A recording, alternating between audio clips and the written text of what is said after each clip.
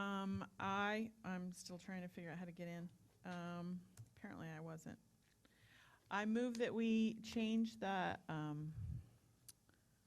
executive session to 15 minutes instead of 30. Okay.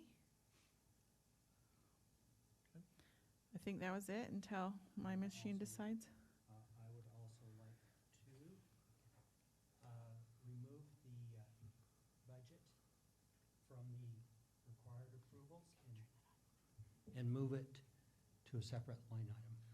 All right, I'm gonna see how if I can get this right. So Director Stevenson made a motion to change the executive session from 30 to 15 minutes. That motion was amended by Director Johnson with the addition of pulling item C13 from the required approvals and place it under C2 as a separate agenda item. Is that accurate? Yes. Okay. Anything else? Any discussion by any board members for that? If not, I'll take a second. Second. Second by Director Garza. All in favor? Aye. Aye. Aye. Motion carries 5-0. You did vote on that, didn't you, Tyson? Okay. All right. We'll move on then to public comment. And there is a request for comment by Stephen Michael. Stephen, you can come on up. Habrá necesidad de traducción al español en esta noche. Thank you. Gracias. Oh, I think it's working right now, too. Hello. My name's Steve Michael. I have three daughters, one in Wajitas, one in junior high, and one in the high school. I've been notified about the schedules of times of each school. My first daughter is at Wajitas, and she starts at 8 o'clock. Then my next daughter is at junior high at 8:40. That's 40 minutes. And then high school, 8:45. So my daughter drives, which is I'm lucky on account of that. But my junior high daughter tells me when they get to school, they're not allowed to be on their phones. So my daughter's gonna get dropped off at the junior high, 8:05. What is she gonna do for 35 minutes if she can't be on her phone, bored? Are the doors gonna be open for her? My other daughter's gonna be sitting in her car at the high school, bored. At the end of school, the classes get out at 2:50 at Wajitas. She will drive or get on the bus, go to the high school, and wait 30, 35 minutes for her older sister to get out of school. That's not right. We had the buses to where they were okay last year, and now it's just ridiculous mode. We need to either get more bus drivers, pay them more. You're not gonna get a bus driver to come out for 2 hours and then sit around at their house or whatever if they're not doing anything, and then go back again for 2 hours and get paid. I don't know what they're getting paid, but you have to make it worth their time to be a bus driver, to get the attention, to people want to come and drive the bus. Also, for the kids that are after-school sports, they get out at junior high at,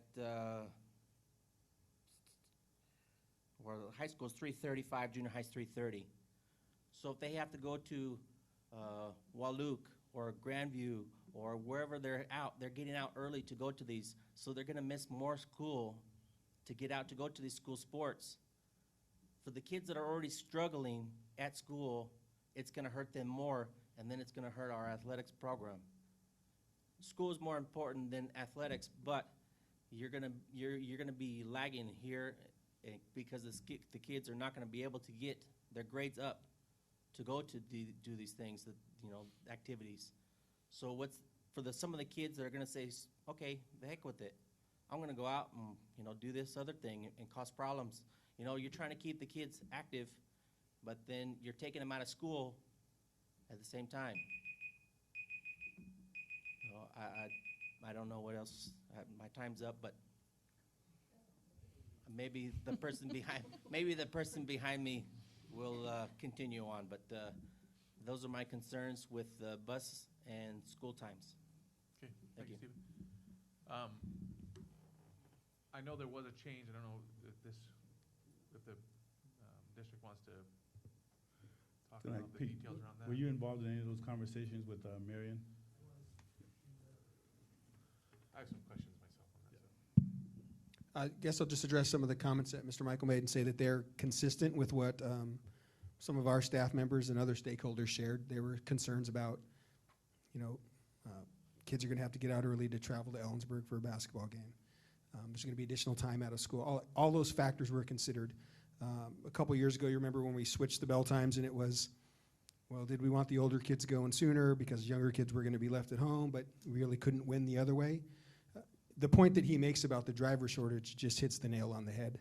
There's a growing need for the busing, and we just don't have enough drivers, and so it necessitated a change. It's new to our community. It's not new in communities across the state. It's a pretty common practice to have these staggered times, but it is a new experience for our students and staff. So Marion Shade, and she did the primary work around, she does all the work around scheduling the buses and doing those routes. And so when listening to her and her expertise and the need that she had expressed as a supervisor of those folks, that was the most reasonable accommodation for transportation this year. So, I feel Stephen's pain. My elementary student starts at 7:50, and then the other two are in high school, so almost an hour later. So I understand that, but I don't live out of town, so I have a little easier situation than you. What I'm wondering, it seemed like not much should have changed since last year, but it seemed like those times broadened more between. I know that they're starting earlier because of breakfast after the bell, I get that. But then all students should be starting the same amount earlier, right? What was the reasoning for the change in the gap between elementary and the other schools? Right, so there were 4 factors that Marion shared with us about, we call it bell schedule work, but it impacts transportation. So Luticaga had the most dramatic impact because in setting up the bus routes, she was looking for the most efficient way to get buses moving, so allowing only right turns, not crossing traffic, not turning left. So as she designed the routes with her staff, she said, we should start at Luticaga. So there was a dramatic change in what happened at Luticaga start time. She had also expressed that last year felt like a Band-Aid for the gap between schools, and so by expanding that gap between elementary and secondary start times, it would make her routes more efficient. And I think there are some parents who had the experience of their kids were closer together, but there were some schools where kids were waiting for buses well beyond what they should have been, just because there wasn't enough time. So on paper, we had a schedule that worked for some families, but in practice, it really didn't work because kids were standing outside waiting for a bus. The gap was just too tight. So that's why the gap increased. Also, the breakfast after the bell component is going to add 10 minutes of activity to everybody's world, K-8. And so we had to address that issue so that we could provide a state-mandated breakfast for every student in our system. So I'm assuming then that you have people who run a route for an elementary route, then they go back out for a secondary route? That's my understanding, yes. Okay. So I did a little research too, and Kennewick has very similar times. And I have to agree that I understand why we do secondary later, because we did a survey and that's what the community preferred. But when I'm thinking about what's best for kids, in my opinion, Stephen hit the nail on the head that those are the kids that could be behind, and it might be not even thinking about whether or not they can play a sport, but graduate in time. I'd like us to as a district, I just like the district to be able to share with the community the process there and possibly rethink which one starts earlier. I remember one of the reasoning being because high school kids have a tougher time getting up. I get that.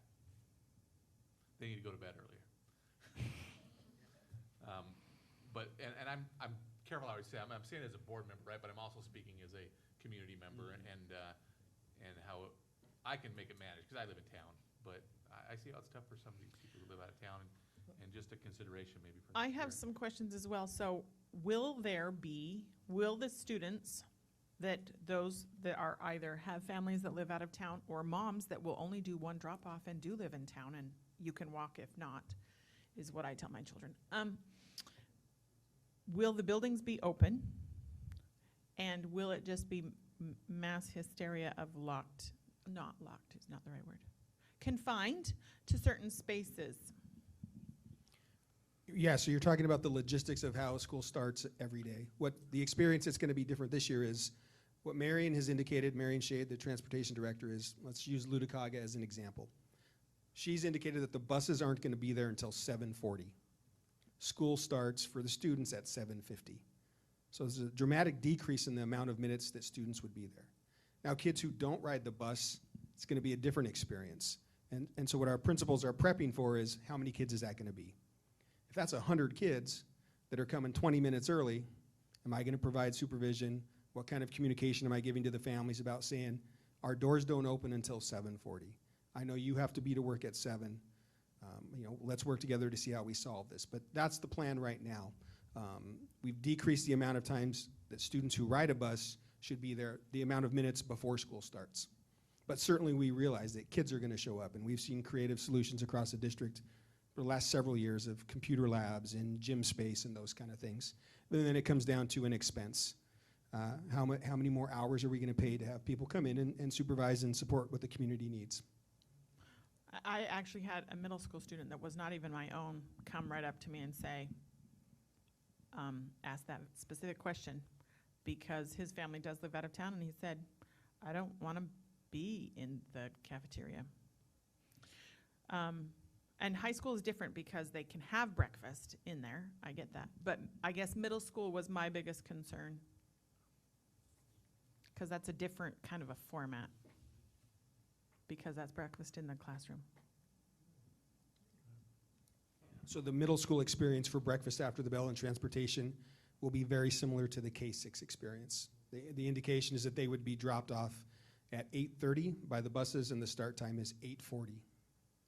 So if we have parents who drop off their students at MMS at 8 o'clock, that's the kind of conversation we're going to have to get into about how do we support the community and how do we do what's right for our students and our families. Yeah, that's the question that arose to me, because that parent that drops off their child at Wahidas at 7:50 pickup, then has their junior high, or they drop off 2 minutes later at the next school, that's a big gap of time. Okay.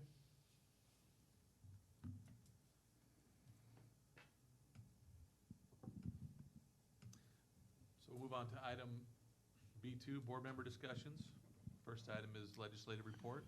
I do not have anything at this time for the legislative report. Okay. Second item, discussion regarding facilities workshop. So our workshop was scheduled for last Monday. There's information the board's still trying to get to be able to really drive some of the discussions around facilities, and I understand that.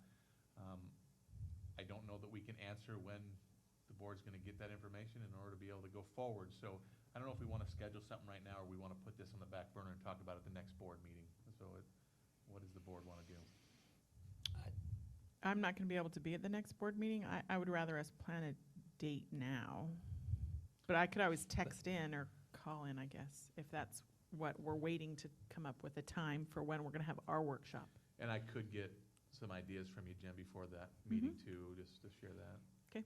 I was just gonna say, wait till we get all the information, because we don't know when that could possibly be. We could set another meeting, but run into the same Yeah, I situation hate to that have we to did. cancel a meeting again, but what do you think? Okay, so Jen, I'll just make sure that That's fine. you can run by some options for me before that meeting. So Okay. we will put that, I think we'll just leave that discussion on there, item for the next board meeting as well. Okay, the next one is discussion regarding the August linkage opportunity for Director Stevenson and myself. So this year in our retreat, we decided rather than having the format where they come to us as a board, we were going to go 2 board members and go visit community leaders and groups that were identified in our survey that we took. And so we do need to set up a date for that. And I spoke with Director Stevenson earlier.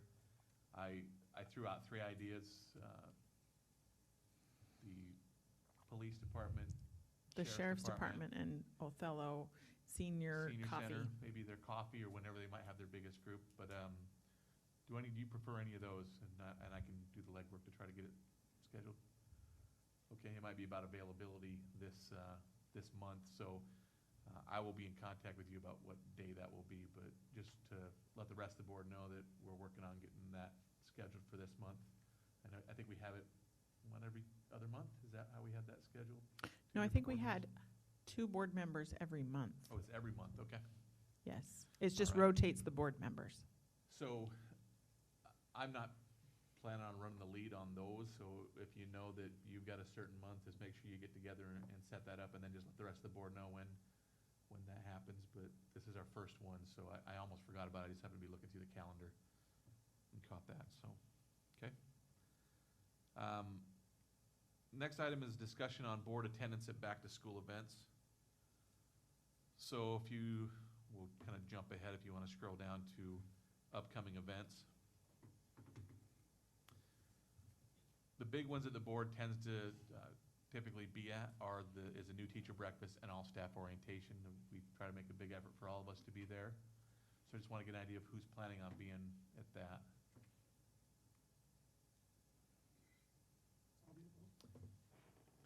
Okay. I may be at the new teacher breakfast. I gotta be in Seattle by 1 o'clock, so I may show up for a short bit. Okay. And leave early. I will likely be at the breakfast. I am not sure about orientation day, likely not. And Ken, are you saying you're good for orientation day? I will be there at orientation day. I would Okay. just like to make a comment on orientation day. I noticed it starts at 11:30 with a luncheon.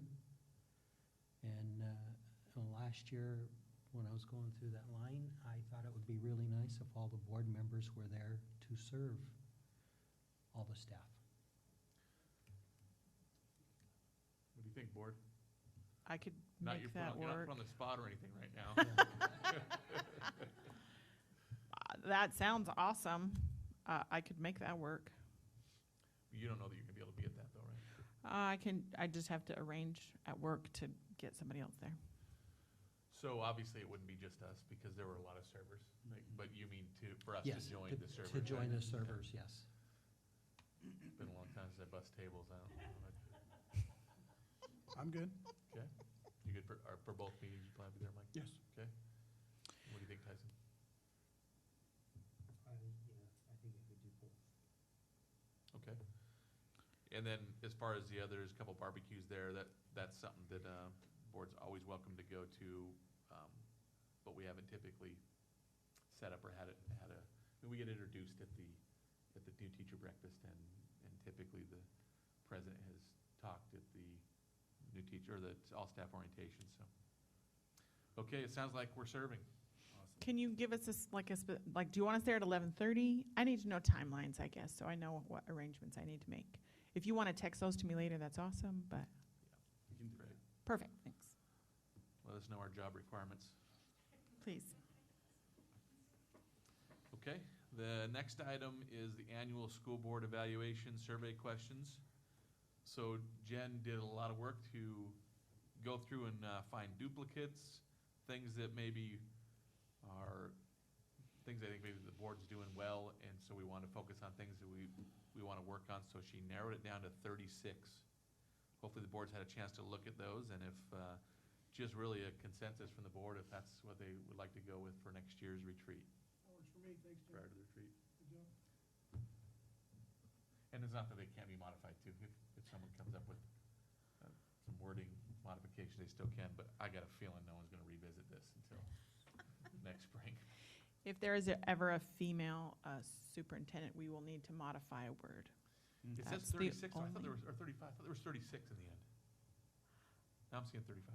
Maybe we accidentally skipped one and it's okay. I'm fine with 35. I really felt like 36 was necessary.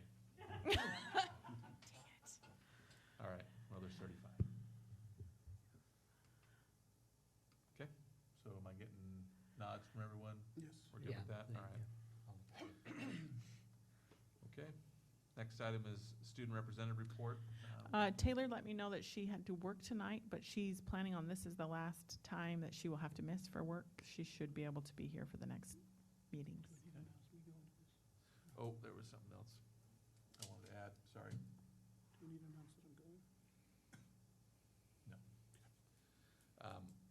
You can share it if you'd like. There's a couple of the board member discussion items I forgot I want to bring up.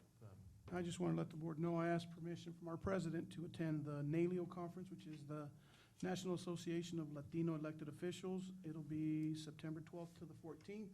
It will be at no cost to the district. The organization will cover the cost of the convention. So you're missing fare for that? Okay. There's one more thing actually for board discussion. I just wanted the board to think about format for school visits this year. Our first one's on the 3rd of September. So if there's any ideas for changes, formats from last year's, we should discuss it at our next board meeting. So if you have any ideas for that, think about it. And, we may want to do something different this year. Okay.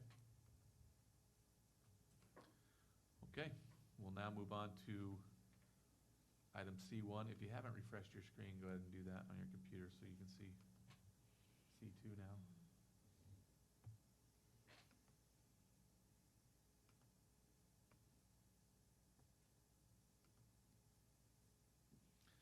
So C1, required approvals.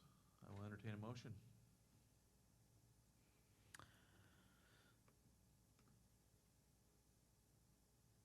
I have some questions. Can I ask questions first? Absolutely. Okay. I did send these questions ahead. My curiosity was for the personnel certificated.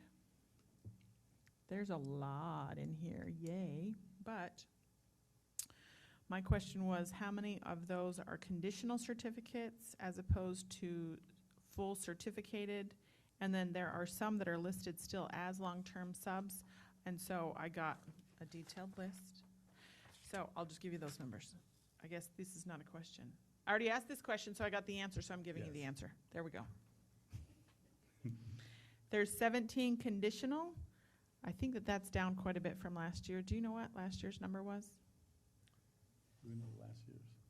I can check, I have it right here. Okay, thank you're you. While reading you, off of right. it. And then there are 6 long-term subs, and it looks like all of those long-term subs are special education teachers at a variety of different campuses. And so I assume that that's because they have different kinds of qualifications and certificates. They don't meet the requirements to become a conditional teacher yet. They have to have their BA, so those 6 teachers are working on their BA. So until then, they're classified as still long-term subs. How many of those are under the, what do we call it, the tuition grant? There's some program that the district has to encourage that to take place. That's a question I probably should have asked before that you probably don't That's have okay. that. I can check that out and get it right back to you as well. Thank you. Now, the 17 conditional, that's where they are on a 2-year plan to have. There's They're not certification by 2 certification. years, absolutely.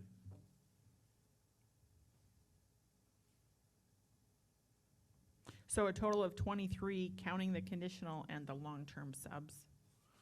So I was just curious, can that compare to the year prior?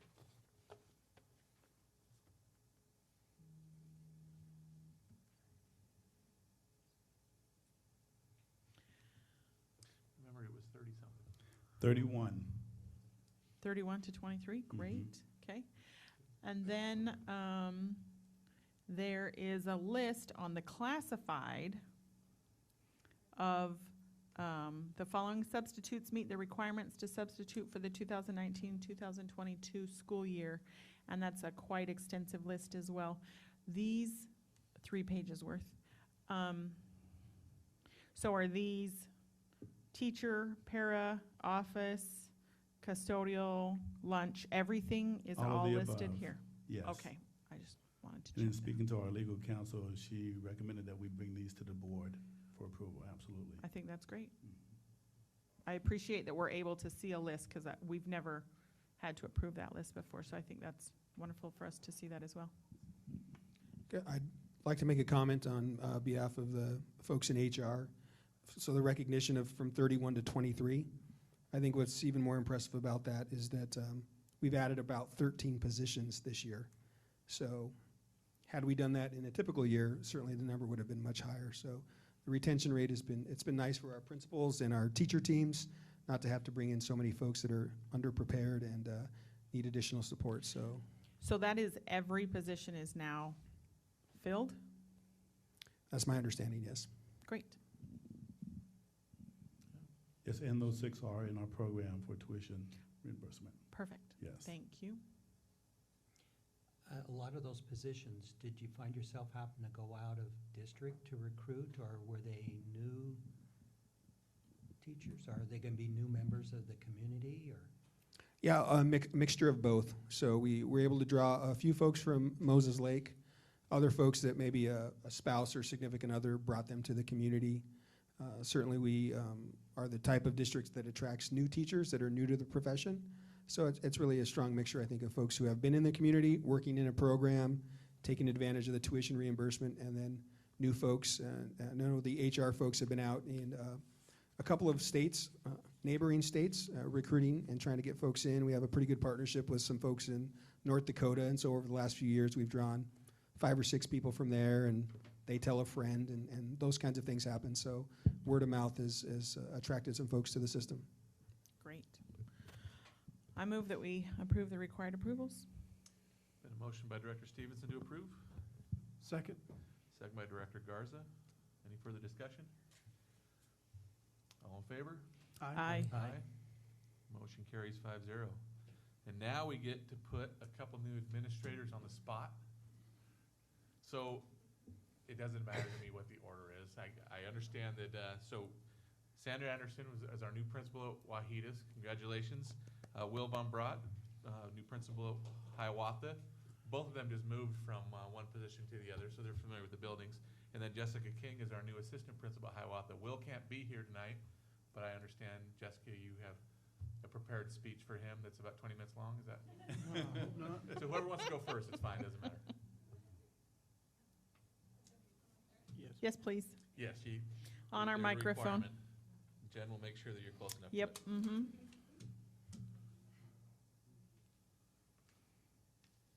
Well, thank you very much. I'll go ahead and speak for Will first. And so he gave this to me today. He wanted me to share with you all. He says, "First, I can't begin to express how grateful I am for the trust placed in me from you, the board, Dr. Hurst, and this community. It is a blessing to call Othello home and a privilege to serve Hiawatha staff, students, and families. I apologize for not being present tonight. My wife and I are off celebrating our 10th anniversary. All but a few of those years we've lived in Othello. 2 of our 3 children are now attending Hiawatha Elementary, and we couldn't be happier. I take extremely serious the responsibilities you've given me. I genuinely care about this community and consider it a privilege to serve in this capacity.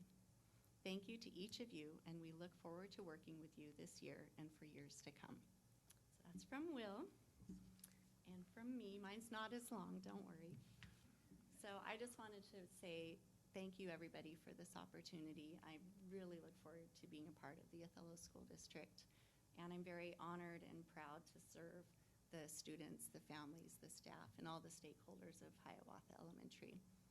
I'm very, very excited to start the new school year, and I really look forward to working with the district to support the vision and the core values that you guys hold. I'm also extremely impressed with this district. You're very, very forward-thinking, and I'm very enthusiastic about that. And I just want to say thank you again for trusting me with this responsibility, and I take it to heart. It means a lot to me, so thank you very much. Thank you. Thank you. Awesome. Okay, Sandra.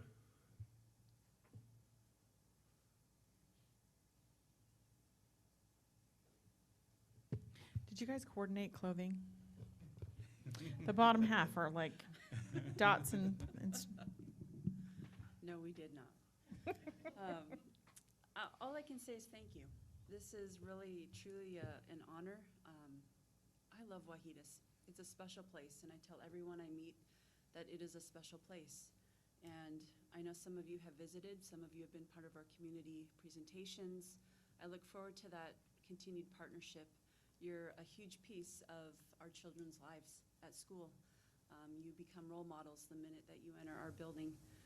And those are the kind of models that our kids need. So thank you for selecting me, for passing me on through.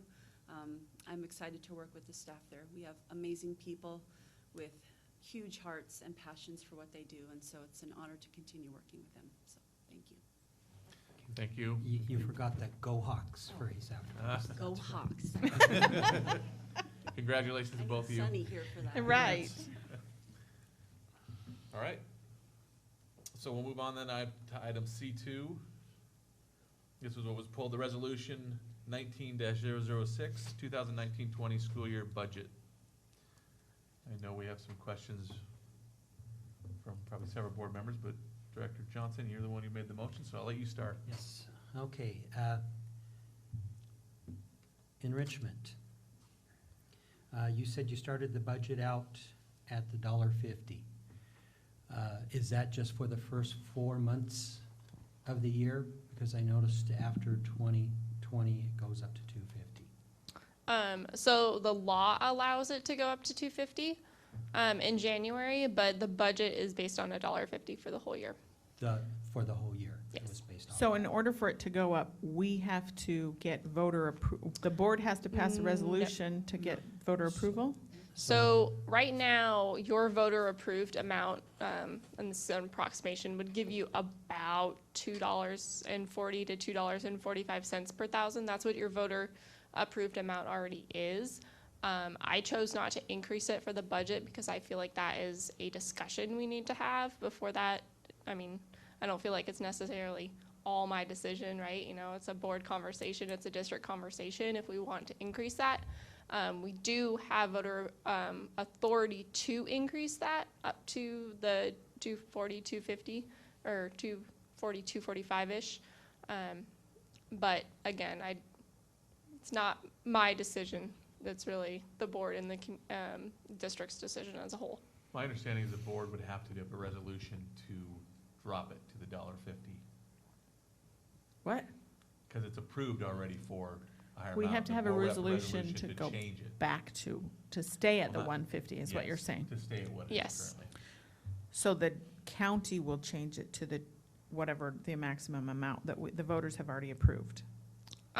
So the process is, we as a school district send the county via the ESD what we want to collect from our taxpayers.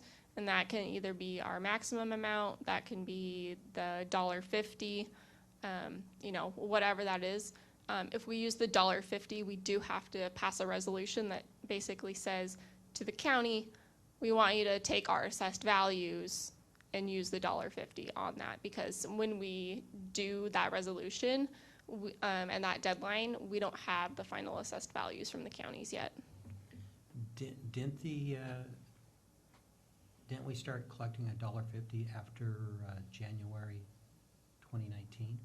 Did it Yes. go down at that time? Yeah, in January So 2019 is when it went down. We've been collecting $1.50 up to this day. present Yeah. day. Yeah, so roughly half of 18-19 school year, and then all in the budget, all of 19-20 school year would be at the $1.50. So we would only have to create a resolution after the current levy expires, or the one that was voted by the public? No, we would need to pass a resolution sometime this fall. Basically, us saying if we're going to do something other than the voter approved amount, then we need to state what we're going to do, basically. But we have until, I want to say, the middle of November. Okay. Okay, And if the board would like for me to come back with something regarding that, to kind of bring that conversation up, if you guys want to have that conversation, just let me know. if, I'm just throwing you this question out there now, and you may not know it, but that's okay, you bring it back, but if we did go up to the 250, do you have an approximate number which would add on to that budget? I have it in my office, but not with me, so I will bring it to the next meeting. It's gonna be pretty close to the 247 that we were at previously, wasn't it? So, Mhm. Do we want to include that in the facilities discussion when we have that workshop? And have that take place there, or at least because that's kind of a, We can discuss that any time. I mean, it Right. could be a discussion in the facilities workshop if the board wants to talk about that being a potential another transfer of funds to Mhm. capital projects, but Or or if we're using- going to I go don't think it's forward with inappropriate to eventually talk about it. having a capital levy or a capital bond or those kinds of, because all those it, discussions, I think, can go Right. together. I don't Right. think there's, yes, that would be fine, that'd be appropriate. okay. okay, my next question is I noticed there was 5 million put in there for transfer into capital facilities from the undesignated funds. So if we approve the budget tonight, are we approving that $5 million transfer with the approval of the budget, or do we need a separate resolution or vote on that to transfer of funds? There would be a separate resolution if and when we decide to transfer, and we don't have to transfer the 5 million, we could transfer 1 or 2. It's just basically giving us the authority to transfer up to 5. And then we would need to pass that resolution as well. Okay, by leaving that 5 million in the budget right now, that does affect our 10% on the end, because the $5 million makes a impact on the budget, showing it in there. But it also, it shows that we're working on a $67 million budget, which now we require, where we're supposed to keep 10%. So that would affect, So you guys have 10%. So the 10% is in, if you look in the budget under GL 891, that's where your 10% is. The 890 is anything additional. so it would be roughly $6.7 million we'd have to pull off, because that 5 million being in there right now would affect it. I'm not sure I follow your question, Ken. Yeah, I agree. So, It's already expended, and it Yeah. leaves the 6.7 million Yeah. there, so it would be within the 10%. yeah, it's still, yeah, We would So still be it wouldn't over affect it. 10%. Yeah, we Yeah. would be within the board policy requirements. Is that what you're asking? Yeah, what I'm trying to ask is, because since the $5 million is reflected in the budget, which is the 6.7 million, and we haven't even decided on we haven't really had any discussions on the $5 million yet on the transfer. And that's what I'm saying. And if we leave it in the budget, the required, our 10% required will now raise to $6.7 million. 10% is based off of the budgeted revenue. So regardless of what okay. transfers would be, doesn't Okay. affect budgeted So revenue. it's not off, the 10%'s not Gotcha. off I the see what you're total asking. budget, but the total, Budgeted revenue. Budgeted revenues. okay, thank you. So So the budgeted revenues would still have that 10%, it's even not, with the even though it's a 5. transfer from one fund to another, it's not classified It's as not revenue. revenue. Mm-hmm. Okay?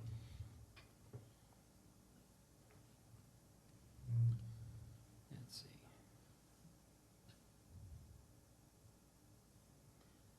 I noticed our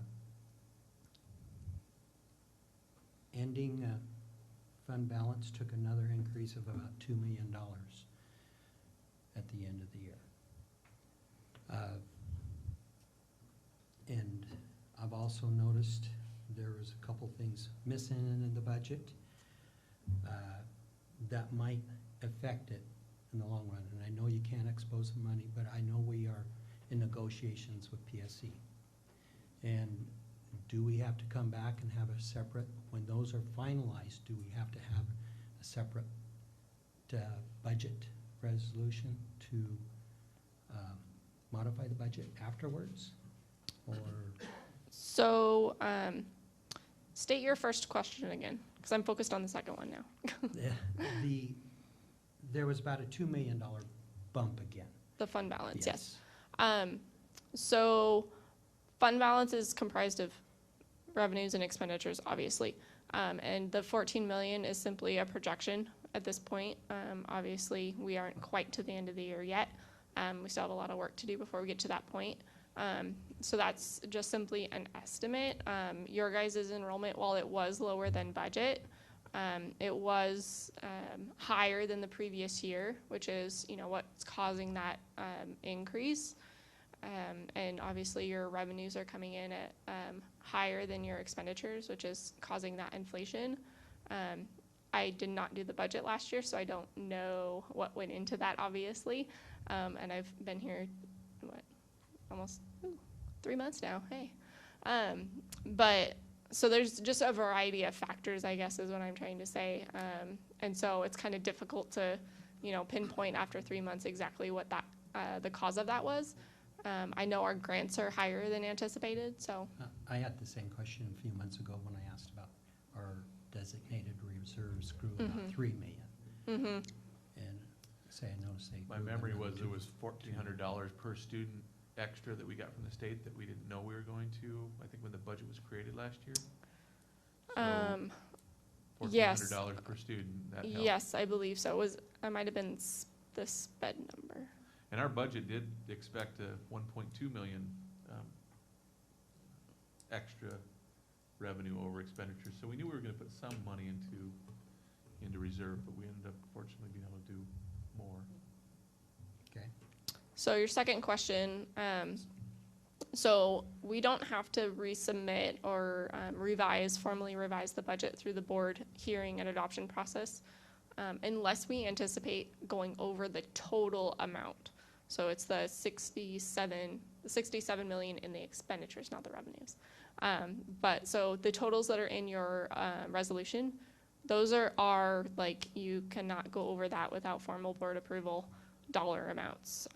And so typically, most districts typically wait until closer to the end of the year to make that call because things, sub costs, I mean, there's too many factors to really, for me, feel comfortable to make that call in the middle of the year. I prefer to wait till closer to the end. Okay. And just a statement on that, it would have been nice to have PSE negotiations finished by now, so it could have reflected in the budget, because it's gonna, depending on what goes on, it could have changed the budget. I agree. The numbers, I will agree with you. so. Do you have more, Ken, or is that all of yours? I just have some after you, so I just am, Okay, no, That's go all. ahead, go ahead. are you sure? Yep. Okay. All right. Can you go into this lovely multi-100-page document? Okay, if you'll, it doesn't say what page I'm on here, so you're gonna have to scroll down a bit. So there's a section that says, it's the page after the enrollment and staff counts. As you scroll, Jen, it should pop up a page. I at some know, at point. home it did, but I'm not getting it here. If you stop, then hopefully it'll drop down for you. Click in the gray area. Oh, there you go. 7, page 7? Awesome. I was way past that. Sometimes people have to, oh, maybe, yeah, page 7, let's start there.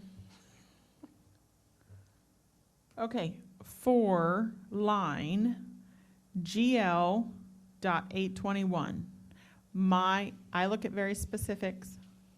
So you're gonna have to go down to the Yeah, you bottom can scroll of down. there. Okay, there we go. I look at like massive changes from year to year. So in 17-18 actual, there's a number, and then it's 0 for last year, budgeted, and then budgeted for this upcoming year. That's a massive change. So can you tell me carryover of restricted revenues? Why one year would have 0, one year would have 300,000, and the upcoming year would have 800,000. Yeah, so that line item is for carryover of grant revenue, state grant revenue specifically. And so we are planning that we will have a large amount of carryover to spend next year. So basically, we're getting the money this year, but not spending it all and then spending it next year, basically. So carrying it over to the next year. Some people don't budget and put that money aside in that GL. It just really is going to depend on your finance manager. I prefer to do that just because I feel like that's more transparent of we're planning this. And if you guys see, you know, increase in revenue, that's oftentimes why, or Right. increases in expenditures. And your because we're planning position for that. every one of these 3 years has been different. So some of these numbers are dramatically different, and so I Yes. just to verify some of these kinds of numbers when there's big gaps and changes that way. So, Absolutely. perfect. Okay, then, I have a quick question to piggyback on that. Yes. Is that then reflected in expenditures to expend that 800,000? Yes. No revenues, it's just carryover. Yes. if you'll just go down just a smidge to GL 870. So 17-18 was 1.17 million. Last year was 350,000, and this coming year is 400,000. What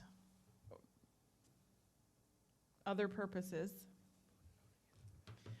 Just a big broad. Yes, it is very title, broad. Everything else. Yes. But what does that mean, and why the changes so much? Yeah, so that line item is specifically for commitments to other purposes. So the board, you guys passed a couple of resolutions a while back to support technology and technology one-to-one implementation and infrastructure.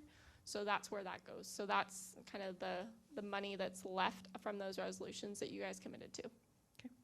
And those are in the 19-20 budget and probably in the 18-19 budget are estimates. Okay, great. Let's see, local tax drops. Let me see if I can figure out where I'm even at. Okay, this is page 10.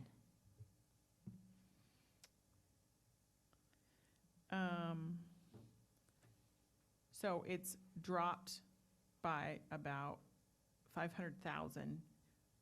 The 1100 local tax property. Normally, we don't want revenue to go down, but Yes. can you just define the reason behind that? Yeah. So as we were talking about earlier, tax collections are on a calendar year, right? So January to December.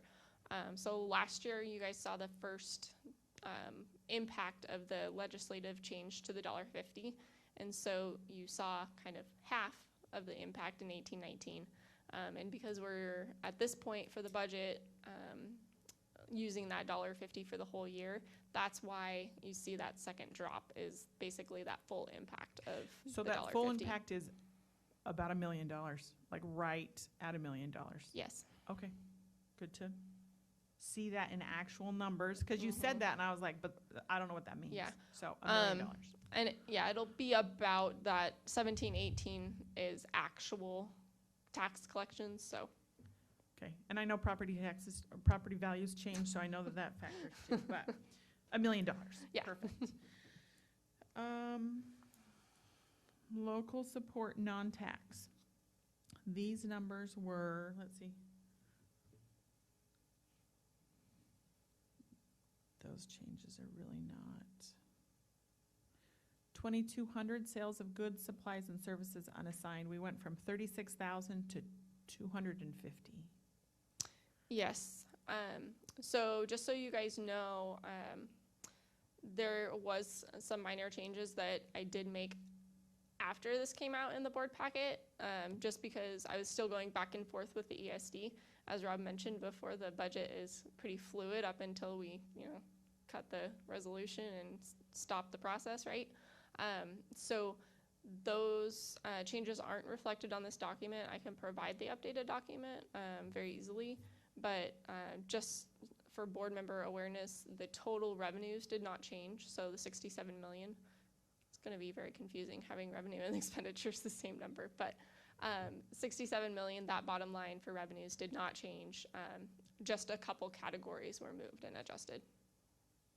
Okay, so that's kind of one of those categories, along with Yes. 2,900 local support non-tax unassigned, Yes. big gaps. Yeah. Not gaps, changes there. Yes. Okay. Let's see if I can. And then go into the 6100s. This is page 12. So would this be the same for 6152, school improve, federal other title grants, and, because there's a change of about 500,000, 6153, another, massive changes, more than double. Yeah, so I'll speak to those two separately because they're Okay. two different grants, or Right. there's multiple grants in there.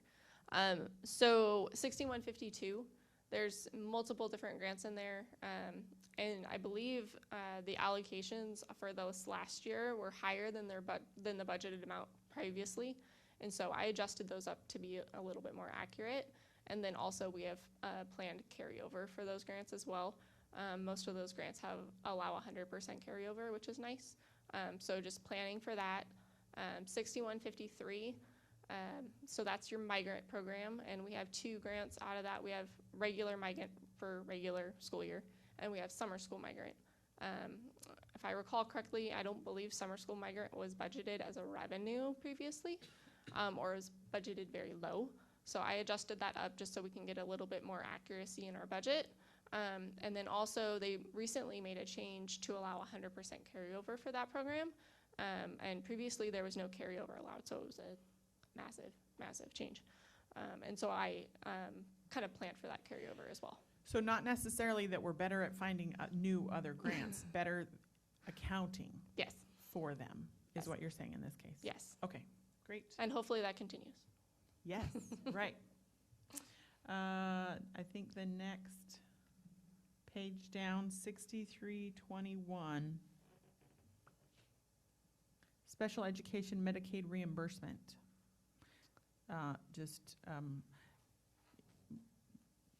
Big number, 0, medium-sized number.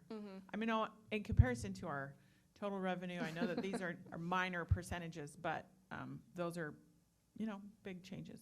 I don't consider them minor. Right. 45, They're not. 45,000, that's like a para.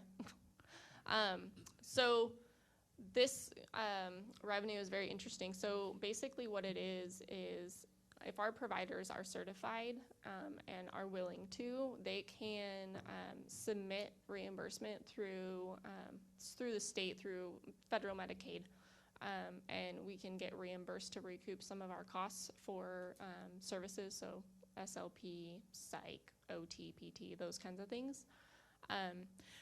Can you come up with the the long names of those, not the shorter names? Okay, sorry. So speech language pathologist, psychologist, occupational therapist, and physical therapist.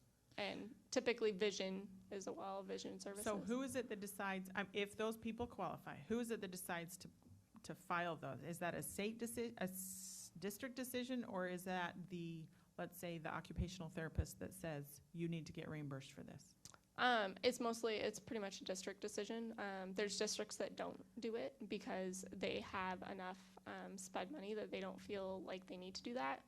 And honestly, the process is very cumbersome. And the money is very hit and miss. That's potentially probably why there was no budget last year, is because that money is very hit and, I don't know how else to Unpredictable. describe it. Yes. It's Medicaid, it's unpredictable, got it. There's years you get a lot, and there's years you don't get anything. So it is a district decision, I guess, is the best way to describe that. And obviously, you need to have certified providers and all of that good stuff. And Perfect. I believe the kids need to qualify as well. Okay.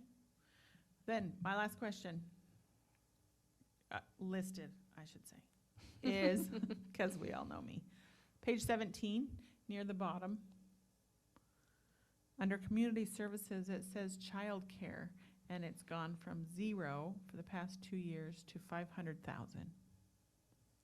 Yes. So these are OSPI accounting manual titles on these categories.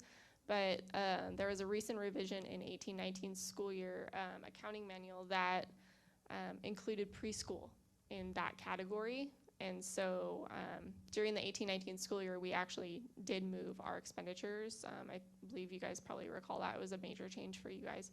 And so we did make that change in 18-19 school year. It just wasn't in the official budget. So it's not a new expense. It's just moving from regular education to childcare, which is not for us. Not It's really preschool. childcare, it's preschool, but that's what they are calling it. Yeah, That's there's the a category number for of them. different things that fall under that category. Okay, Someone else caught that too. I think that's all of my specifics for now. Okay, another question was brought up, Jeanette. Okay. First, I want to compliment you on the budget. I know it's a lot Thank to do after you first get here. It's a $67 million budget. It's a big budget. You brought up the fact when Jan was answering, or you were answering some of her questions, that you had a change since you gave us these documents. Is there any other changes in these documents besides that one? No. That we need to know about? No. No, it was just that one. Okay, thank you.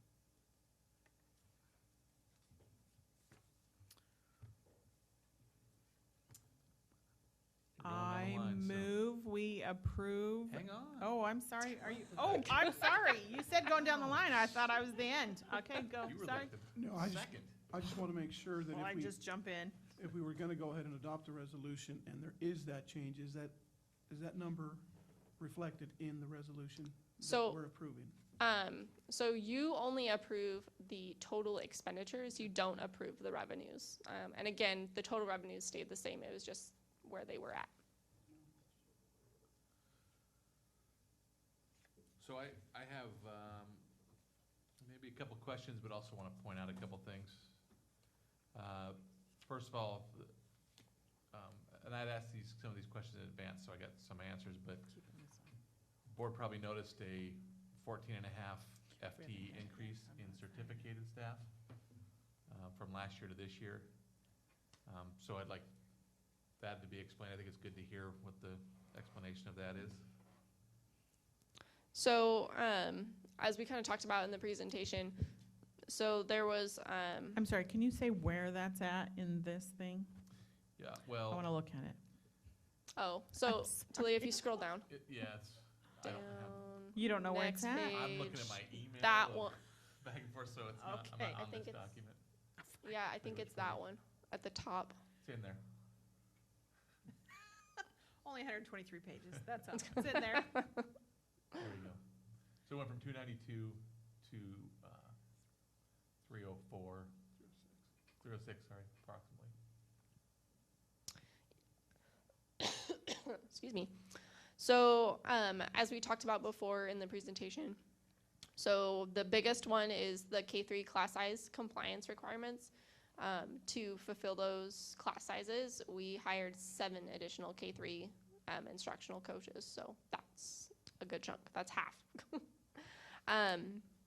So we also had an ad at DOHS to support that new Tier 2 model, so supporting that alternative learning.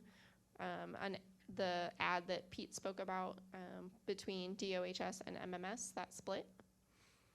We also had 4 elementary art teachers added at the elementaries, but some of those FTEs came from MMS and other buildings.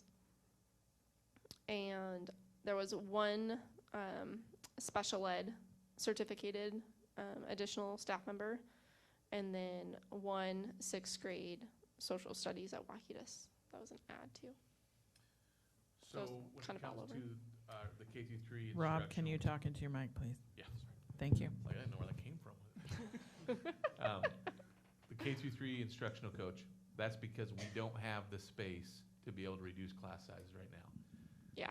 If in 2 years, we had space to reduce class sizes to what the state has said. We could give them a classroom. So those instructional coaches would become classroom teachers. They could. So Yes.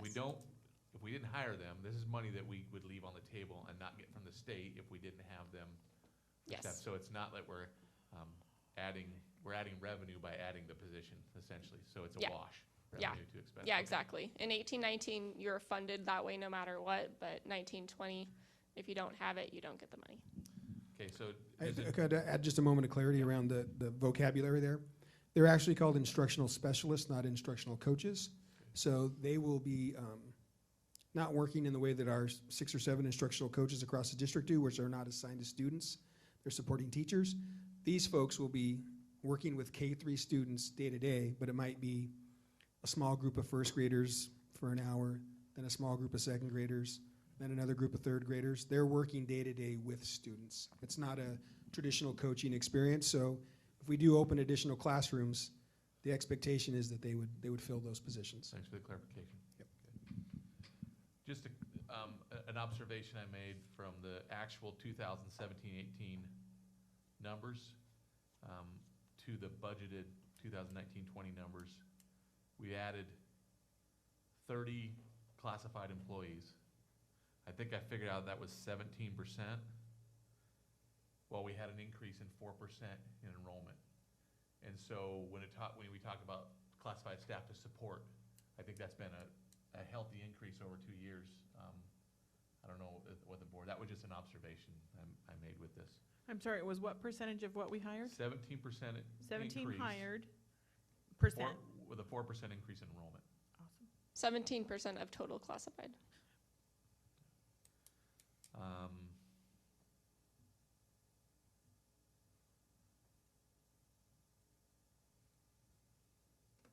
I wanted to hear a little bit more about, you have capital outlay in here, and I think that's the question. I'm assuming that's outlay that this district already has planned, that has nothing to do with board facility discussions, right? So it kind of goes hand in hand, right? There's needs that the district needs to address, and so I planned budget to help address those needs. They're not specifically lined out yet.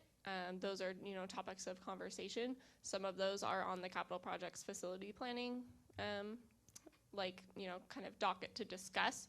But if, we decide not to, discuss them or, do anything about them as far as in capital projects, some of them are high enough on the priority list that they need to be addressed. I'll give an example. The Ludicauga roof needs to be fixed. That's more, if we're not going to do it in capital projects, we need to do it in general fund. But you Gotta have a roof. budgeted, though, about 1.5 million, 1.4 in the general fund, not in the capital Yes. fund. So it is in addition to anything that the Yes. board might decide to do in the capital projects fund. Mm-hmm. Okay. Yep, That's what I or was in lieu trying of, to get or that. whatever. So, and I understand those details will come down from there, but that is, I'm just wanting to understand that that's budgeted in a due addition to the 7.2 Yes. from the capital projects. Yes. Okay. And again, I understand it's budgeted items and not set in stone. The board probably noticed too that grant, we budgeted the grant last year, but weren't able to capitalize on it, so it just carried over again this year. The K-3 class size grant. Yeah.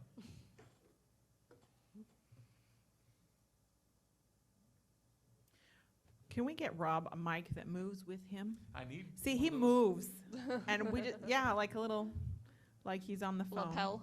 I'm good with that. I'm always getting yelled at by Jen. Okay, and understand again the LEA money, the levy equalization money. So at $1.50, we got this, and I think this is important for the community to understand. This year, we'll just go back to last year, 17-18, or 2 years ago now, 17-18 school year, we received 5.1 million levy equalization and got 2.9 million from our community. Mm-hmm. So we get significantly more from that levy equalization if we pass a levy. And it's just a lot of money for our district. At 1.5 per thousand, the levy, or $1.50, sorry, we're expecting 4.8 million in LEA money. So that's 1.9 million of local money, 4.8 million in levy equalization. Yes. If that went to 2.4 million by the community, would that change the levy equalization amount? Unfortunately not. Okay. That's good to know, because Yeah. if you're saying, look, if we can get $1 from the community and the state will give us $3, Mm-hmm. but then if you get $2 from the community, state's only still only give us 3, that's good to know. Yeah. I needed to know that. Yeah, you guys are maxed out as long as you go at the $1.50 and you're under $1,500 per student in that collection. So they're not raising that expectation when they raised it to 250? No. Okay. It's adjusted by inflation, so I think you got 2%. All right. Jen asked several of the questions that I had, so good job, Jen. And I think that's it for me. Okay, Tyson, I don't want to jump over you. Mike said you got it. You're done, right? Okay, Tyson. Okay. I move that we approve the budget. There's been a motion by Director Stevenson to approve Resolution 19-006, 2019-20 school year budget. Second. Second by Director Garza. Any further discussion? All in favor? Aye. Aye. Aye. Opposed? Aye. There's some components missing of the budget that would have been nice to have in there, so for that reason, I'm voting nay. I think that it would be great for us to discuss that right now as a board. That one just surprised me. Can we talk about that? Like I said, I would have liked to seen the OEA, I mean, not the OEA, but the PSC PSC. negotiations finished up. I feel there was plenty of time to do it, knowing their contract was up at the end of the year. I mean, not the end of the year, but the end of this month, same time budget was due. It would have been nice to have those numbers in the budget to reflect what the budget will actually be. Okay. Is that all? PSC? Okay. All right, we'll move on to item. What's that?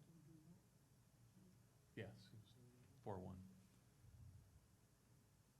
Thank you. I do want to say thank you for answering all my questions. Yeah, And all the specifics of all of those your knowledge excruciating details. is impressive. Good job, Jen. Yes, Thank you. Yes, thank you. It's been a long 3 months.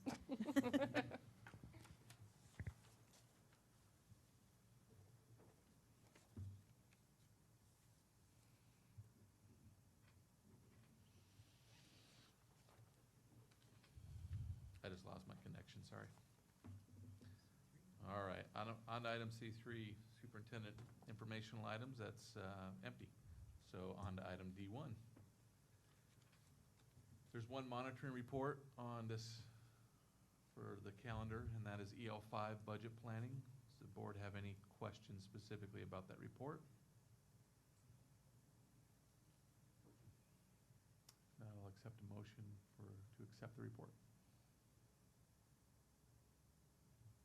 I move we accept the monitoring report for EL5. Got a motion by Director Garza to accept.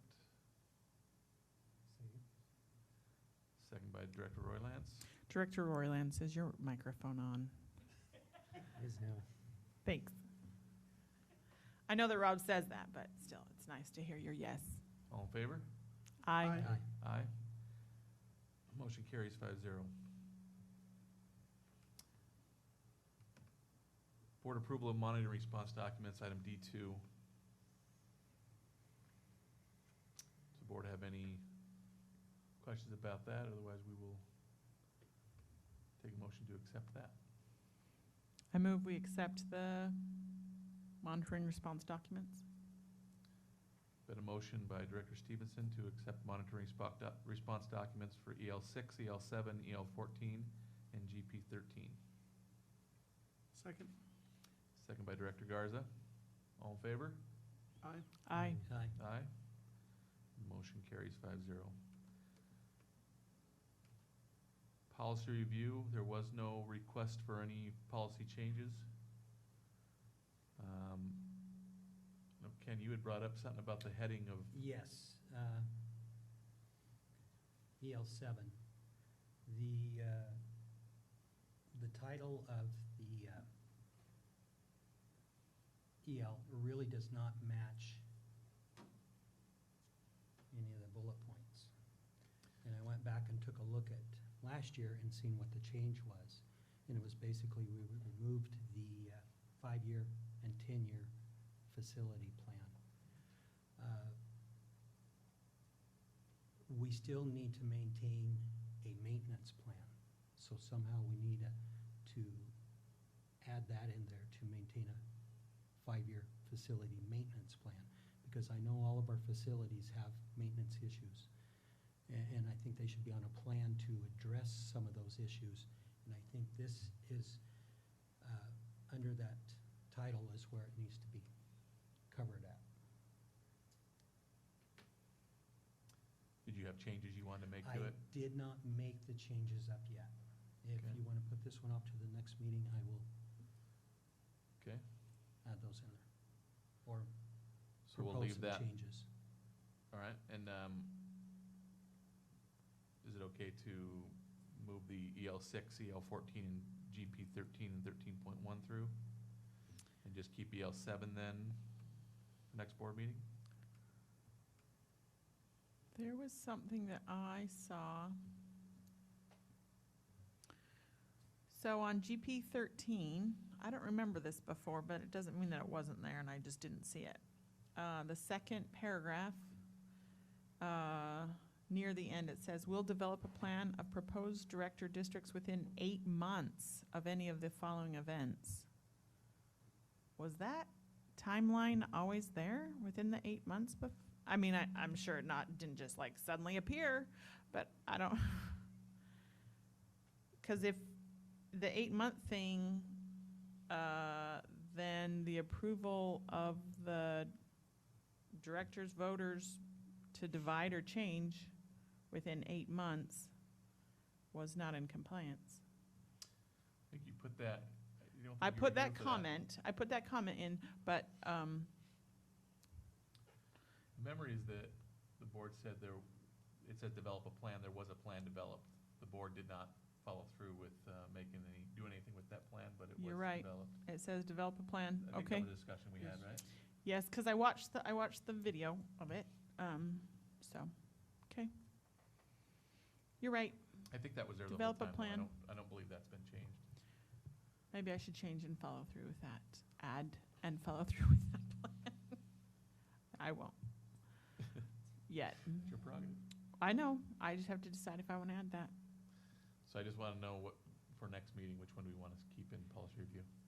EL7. Just EL7? I think we're just keeping EL7, because we don't need to vote on this, right? We're just deciding No, it's which just ones gonna we're be a matter keeping. of what I know Right. to do next agenda. 'Kay. Okay. No other items in policy review to discuss, so we're going to take a 4-minute recess before we go into executive session for 15 minutes. And the purpose of that will be to discuss potential real estate purchase or lease. No action will be taken following that executive session. So we will meet in Dr. Hurst's office at 8:20.